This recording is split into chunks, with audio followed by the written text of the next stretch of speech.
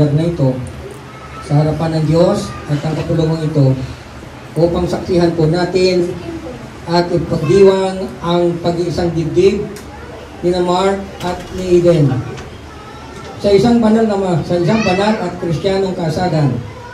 Ang tipan ng pag-aasawa ay itinakda at itinatag ng Diyos na siyang lumikha sa atin na lalaki at babae. Sino mang nagnanais na pumasok sa tipang ito ay dapat mag-isip ng mabuti ng may paggalang, kahinahunan at takot sa Diyos, sapagkat ang pag-aasawa ay isang banal na tipan. Ito ay dapat igalang. Sino po ang nagbigay pahintulot kay Eden upang makasal kay Mark? Pahintulot upang makasal si Eden kay Mark. No? Pwede bang Mark, pwede ka dito ka muna, magharap kayong dalawa, hawakan mo yung kanyang kamay. Yan.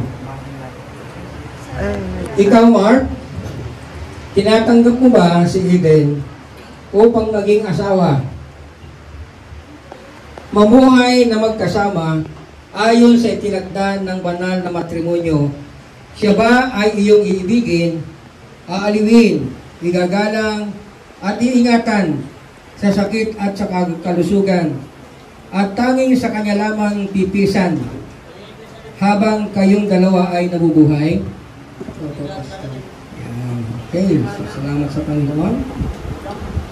Ikaw naman Eden, tinatanggap mo ba si Mark upang maging asawa, mamuhay na magkasama ayon sa tinakda ng banal na matrimonyo? Siya ba ay iyong iibigin, aaliwin, igagalang at iingatan sa sakit at sa kalusugan, at tanging sa kanya lamang pipisan habang kayong dalawa ay nabubuhay? Okay, palakpakan po natin ang Panginoon. Tayo ba'y manalangin. Dakila naming Diyos, salamat Panginoon sa pagkakataong ibinigay mo sa bawat isa sa amin, na kami ngayon nagdiriwang sa lugar na ito upang saksihan po namin ang pag-isang dibdib ni Mark at ni Eden, Panginoon. Lord, pagpalain mo sila dakilang Diyos. Ikaw ang pumilo sa kanila at maranasan nila, Panginoon, ang iyong presensya sa kanila pong mga buhay. Maraming salamat po, Ama. Pagpalain mo, Diyos, ang bawat sa kanila. Sa pangalan ni Jesus, na aming Panginoon at aming tagapagligtas. Amen. Amen. Praise the Lord. So, ngayon po, pwede na po tayo po. Magkakaupo na po kayo. Sabi ko nga po mga kapatid, noong una na ako sinabi, ito po ay ang kasal. 10 bagay, 10 payo sa mag-asawa upang ito'y kanilang may sa buhay, may apply sa kanilang sarili. No?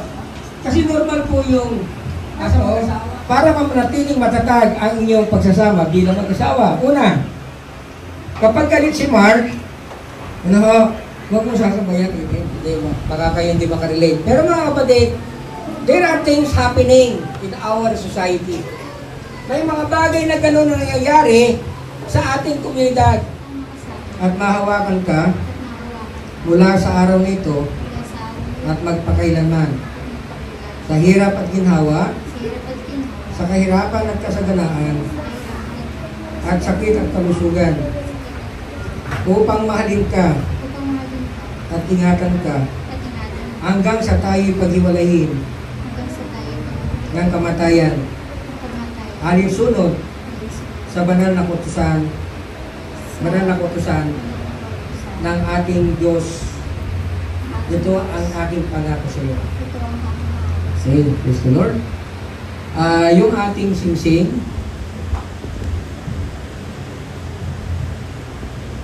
walang ang katapusan. Okay?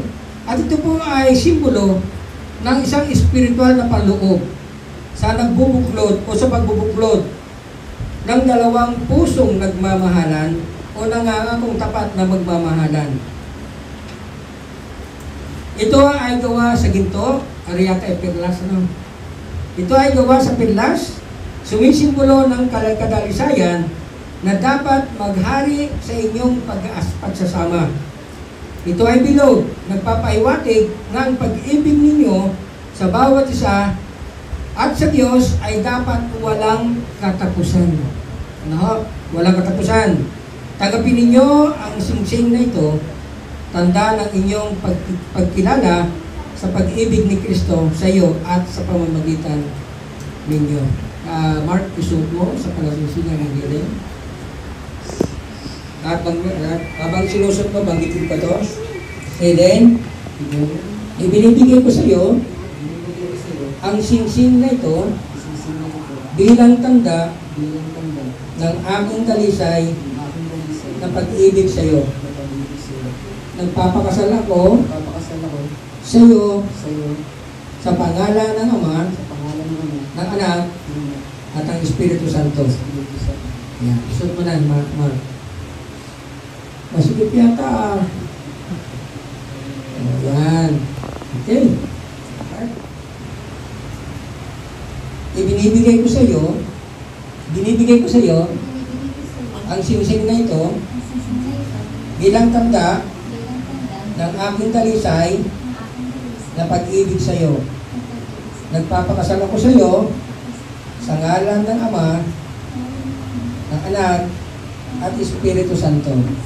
Yan. So, tuloy so, sa kanya.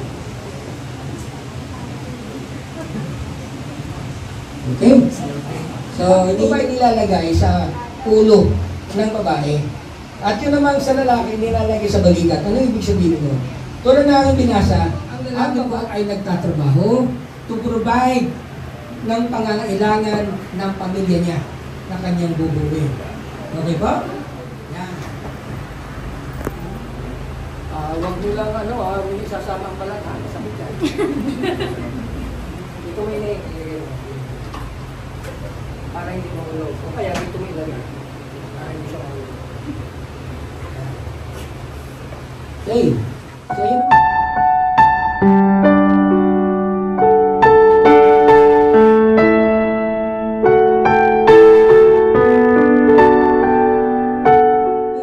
Sa kanyang asawa at sila yung magiging isang laman. Genesis chapter 2 verse 24.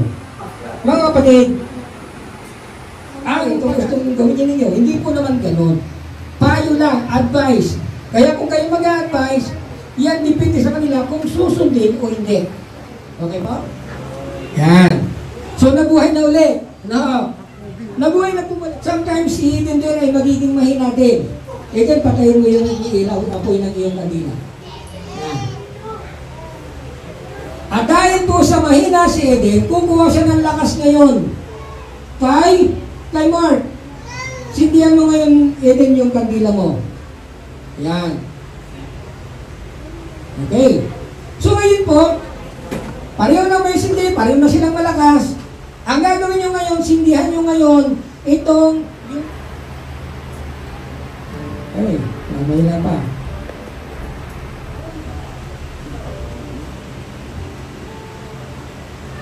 Okay, happy na? Tapos binigay sa akin ng Lord siya upang mahalin ko. Yeah. Maraming salamat po. Wala mo kayo ng pagkakaunawaan. At yung isang bagay na tumatak sa akin, na tunay bilang bagay mag-asawa kayo, hindi nyo kailangan yung pagkakaroon ng pagkakaunawaan. At yun po isang bagay na pinagpapasalamat ko na tanggap nyo siya, tanggap nyo rin po sila. Yun po. Salamat po dahil binigyan nyo rin ako ng pagkakataon na nakasama kayo sa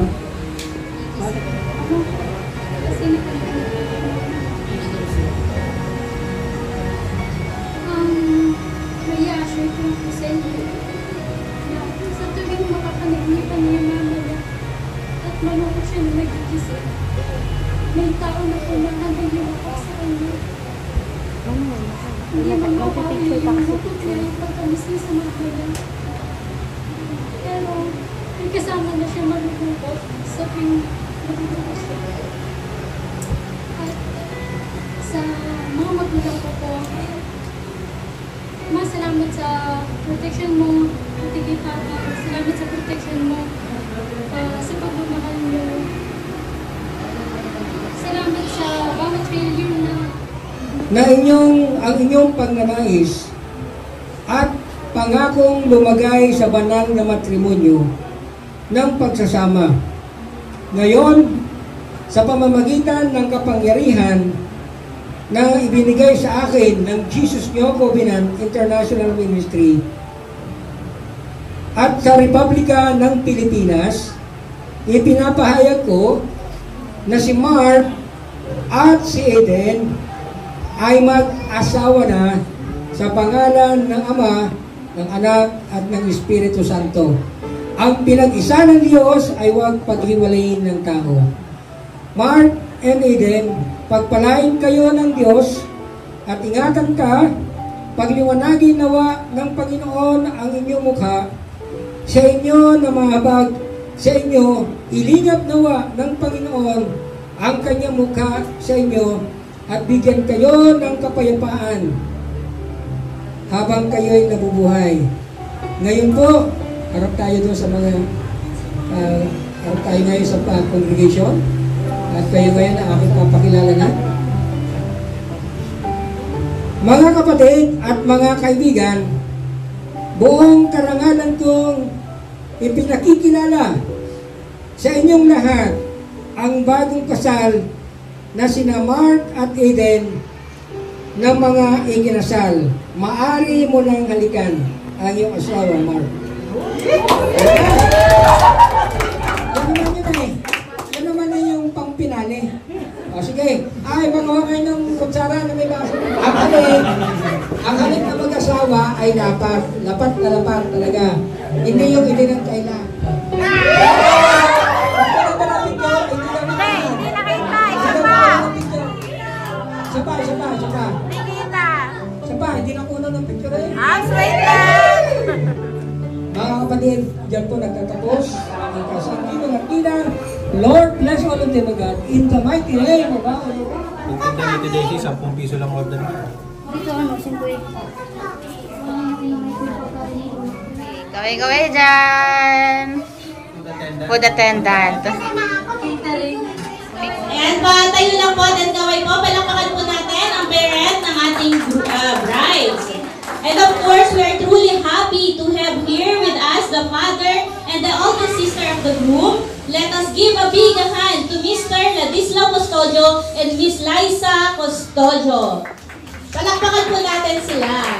Ayan, sila po yung ating mga parents ng ating brides and groom.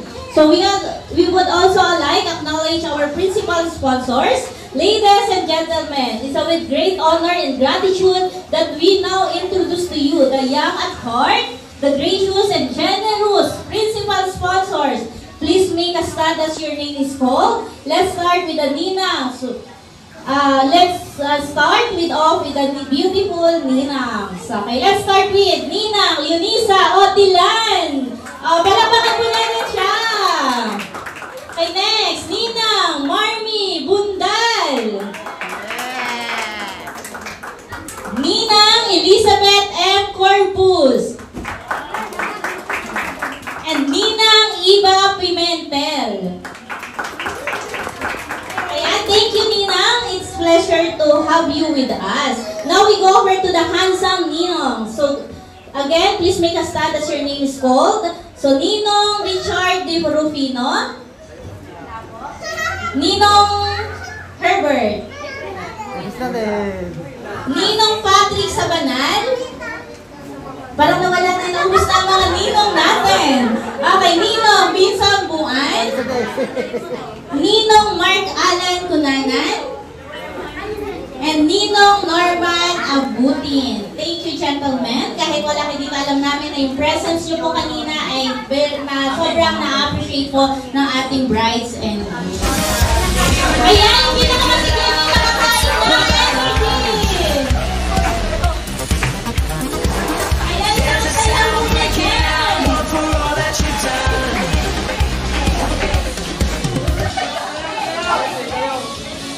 Ayaw! O ba, hindi kami tinitigil ang pagkakalat di sumasayaw. I-cheer po natin sila. Sige, sabayan sila yung tugtog sayaw. Paano ba yan? Matatapos na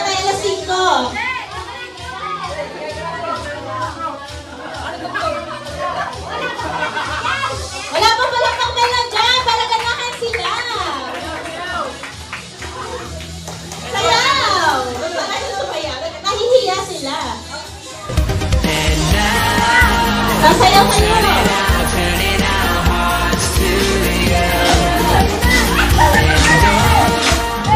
Further ado, let us rise. So, bigyan po natin sila ng malakas na palakpakan.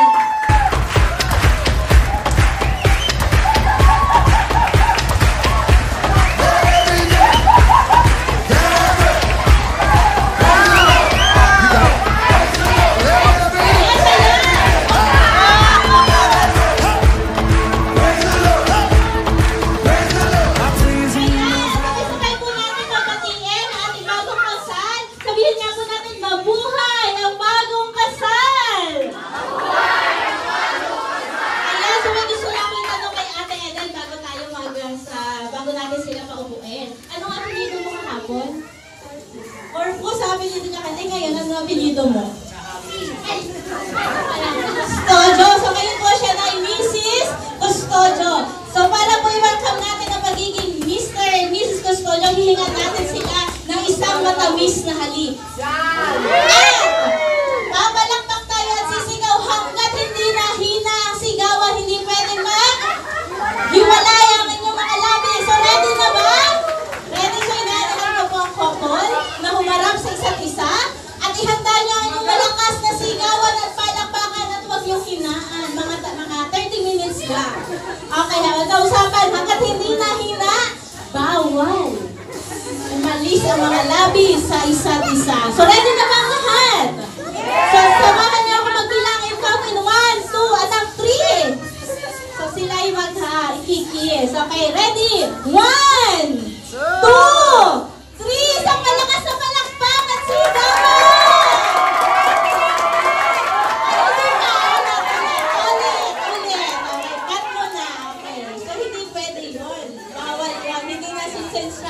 Ang sabi, hanggat hindi nahina ang sigawan, hindi kayo magbibitaw. So, bago hindi kayo sumunod, ulit-ulit to, mga 10 take bago nyo Okay, ulit.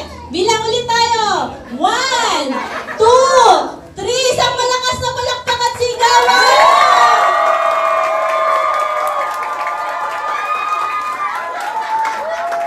Ayan, so maraming salamat. Congratulations. Subuan mo na bride, si groom.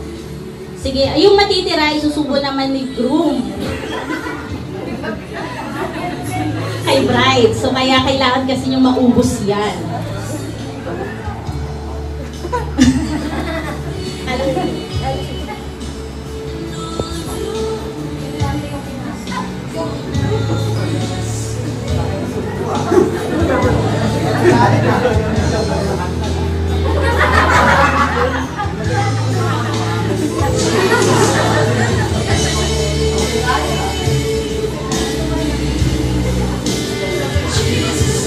Ayan, muling palakpakan po natin ang ating bride and groom. So now, our next... Isa sa pinaka-importanting ganap sa buhay mo, yun na sana gabayan kayo ng Panginoon, maging sentro ng pagmamahalan niyo ang ating Panginoong buhay. Yun lang, baka kung ano pong masabi ko. Thank you po. Thank you, Bess, kasi ito na yung one of your special days, and hindi ko lang na-imagine na talagang darating yung time na ikakasal ka. And super happy ako for you, alam mo yan. And hoping for, wishing for the best para sa inyong dalawa. And yun nga, enjoy lang. Ayun, thank you po. Adversities. Life indeed is not a bed of roses. As Mark and Eden drink the wine, they affirm their pledge of loyalty and fidelity even in the most trying times of their married life. So lahat po ay inanyahan kong tumayaw para po samahan po natin kahit wala po tayong glass na mag-toast po tayo para kay Kuya Mark and Eden. So itaas po natin yung ating for Mark and Eden. Cheers! Ayan! So meron na po yung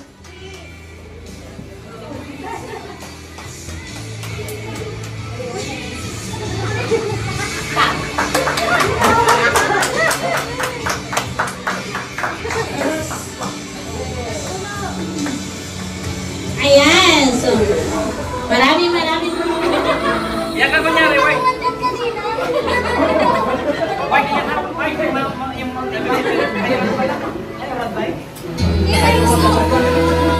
sa'yo lang daw yung road bike. Road bike lang.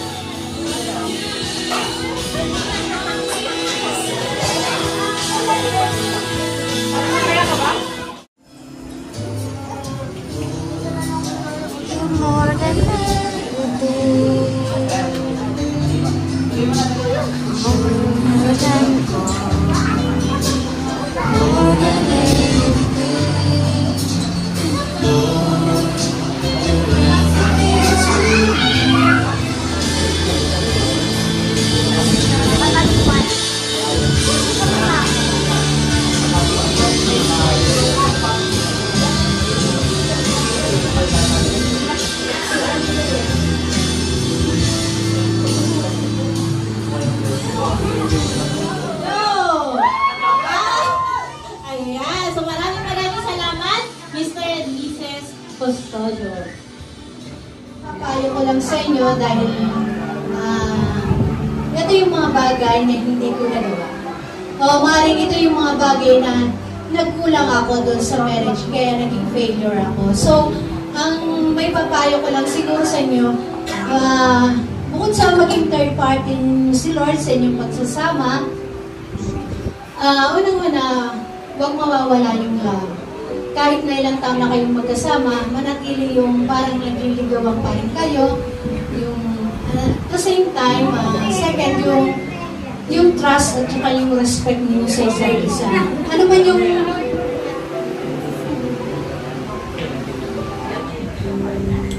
sa ating lahat, kaya sa newlywed, open naman kasi ako sa inyo mula pa kung ano yung nakikita niyo sa akin. Okay? So, sa letter K, ibig sabihin yung knowledge. Kasi nga, galing kayo sa magkaiba-ibang pamilya. Huwag kayong matutulog na hindi kayo magkakatid. Kailangan, bago kayo matulog kayo para sa inyo, para halimbawa. Sa mga tagal na ninyong magkakilala, kung ano man ang problema niyo, pag-usapan niyo. Yun lang.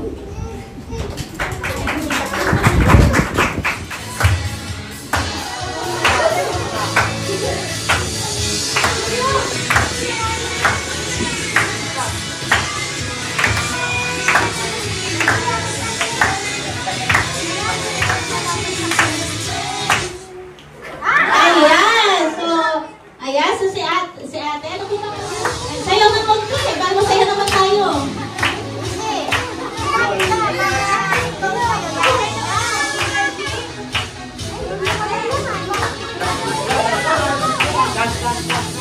Dito kayo sa gitna, dito sa gitna. Circle lang kayo, circle.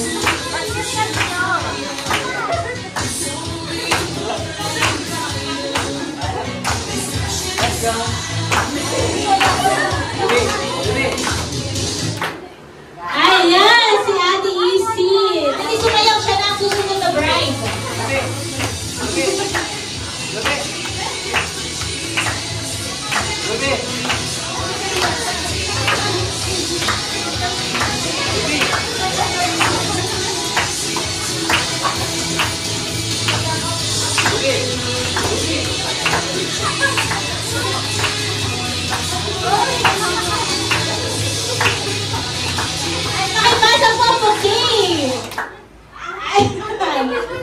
So, ayan, stop na. So, dalawa na lang po sila.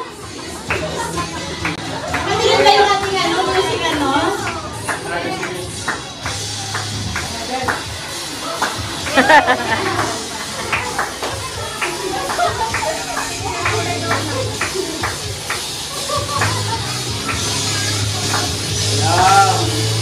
JB, umayos ka, JB.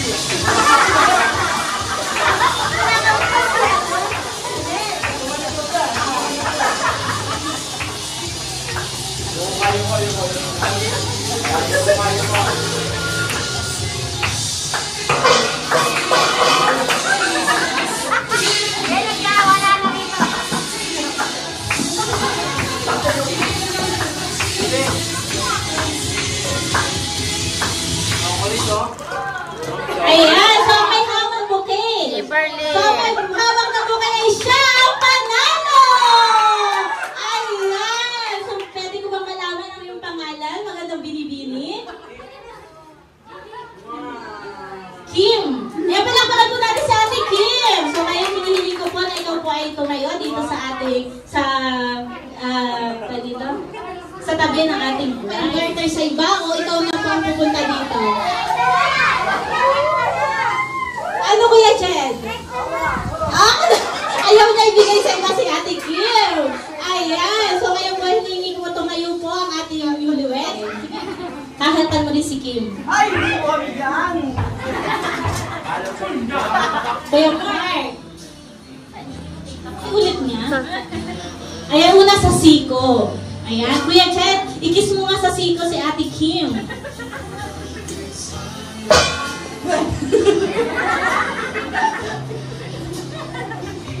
Ayan, so meron na tayo sa yung ikalawa, saan? Saan yung ikalawa? Sa kanang pisngi.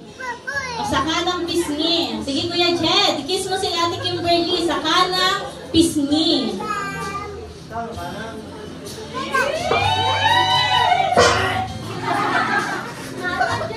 Kanan dyan, habang hindi ba ng kanan? Ay, hindi ba lang? Dalaway muna, kasi kurado. Ayan. And last, sana huling halik, Kuya Mark. Ay, ang huling halik ay saan? Army! Ay, Kine! Ayan, magkam tayo ng tatlo para doon. Pag hindi nakita ang sigaw, hindi natanggalin yung balik. Ready? 1, 2, 3!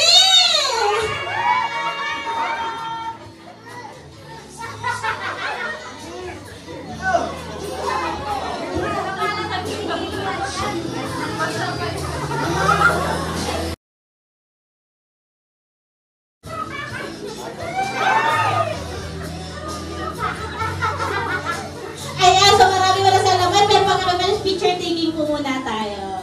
Hindi, ikaw na. Nagkakilala ang ating newlywed sa ating EC.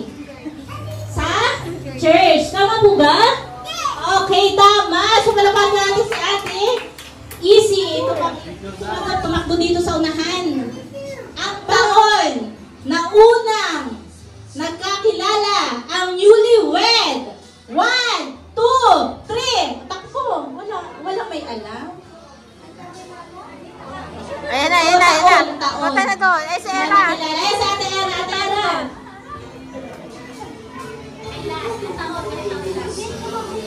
Sa church 2014.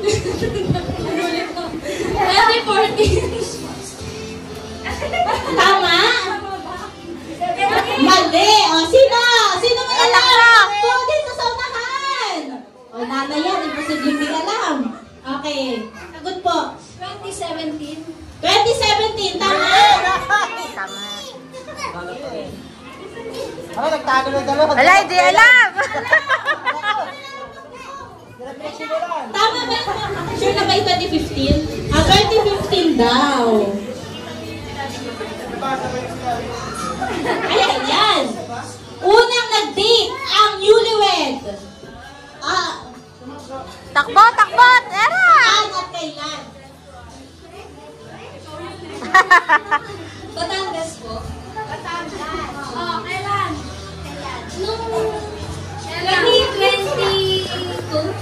2023. Oh. Tama po ba? Sa Batangas? Batangas? Date yan, di ba? Date? Oo. Sa Batangas, 20. Hindi, sa couple. First date sa couple. Ah, mali. Ah, okay, mali. Kasi nagugulan din ako, mali. May nakalagay eh, oo. Okay, so hindi sa Batangas. 7-Eleven. McDonald's? Kailan po? 20 ano? McDonald's 2022. Accept po ba? Tama daw po, Pastora. Ayan.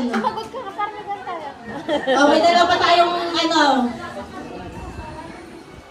Ayan. Ano ang team song nung dalawa? 1, 2, 3, go! Nothing's gonna change my love for you. Tama mo ba? Tama. Yan. Parang ano? Parang puro nakapansin ako. Parang side lang na Wala pa sa likod. Dito mo ba? Wala? O sige, may isa pa ha. Bibigay ko na to sa inyo. Ha? Madami pa ate.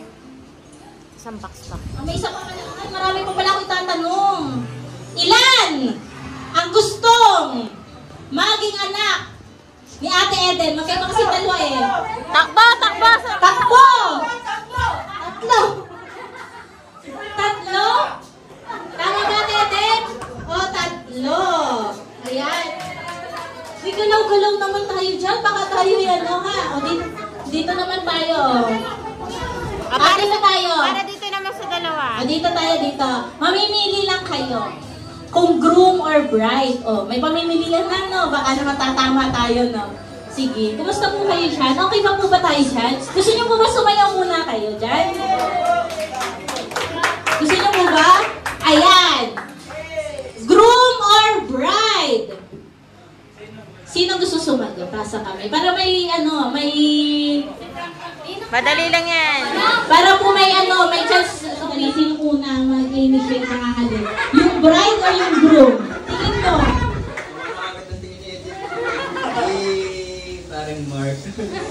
Groom is correct. Nasaan naman tayo? Para mabuhay-buhay naman dito. Kayo po, sino po? Sige, sino na lang yung unang sasagot sa inyo? Bibigay ko to, ha?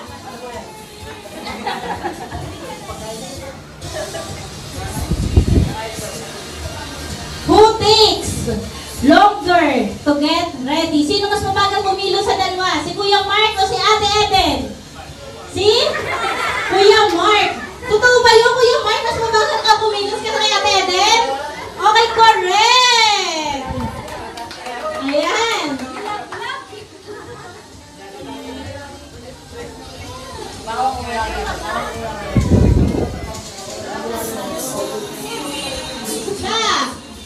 Stubborn, the groom or the bride? Sino magsasabi si bride? Tasa kamay. Sino sabi sa groom? Sa groom, sino sabi groom? Wala. Kahit isa lang kung may sumagot na groom, sino daw stubborn? Si groom or si bride? Si bride? Ang sabi po nilang dalawa ay si groom. Mas stubborn ka ba, Kuya Mark? O, totoo ito. Si groom nga po. So, walang tumama, no? Okay. Better cook. Sino sasagot? Sino mas magaling magluto? Si Kuya Mark, si Kuya Eden. Si Ate Eden. Ha? Sino na sumagot? Sino unang pupunta dito sa unahan? Sino bibigyan ko ng premyo? Si Ate Eden magaling sandok yan. Ay, mali po. Si Ate Daisy po ang magaling magluto. Kaya si Kuya Mark. Ayan, sa parang kakasaway na tayo ah. Yung iba naman, kilala niyo po ba talaga? Mapadaan lang po kayo dito. Kilala niyo po ba yung groom at bride? Kilala niyo po ba? Or nakikain lang po talaga tayo dito? Ayan. Who is the funny one? Sino mas nakakatawa? Yung bride o yung groom? Si Dubi daw. Sino sasagot? Si bride is correct. Ayan.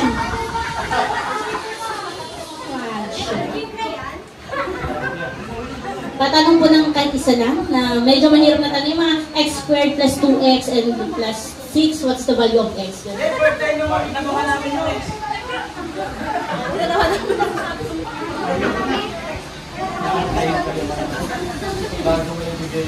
Wala pa kami regalo din!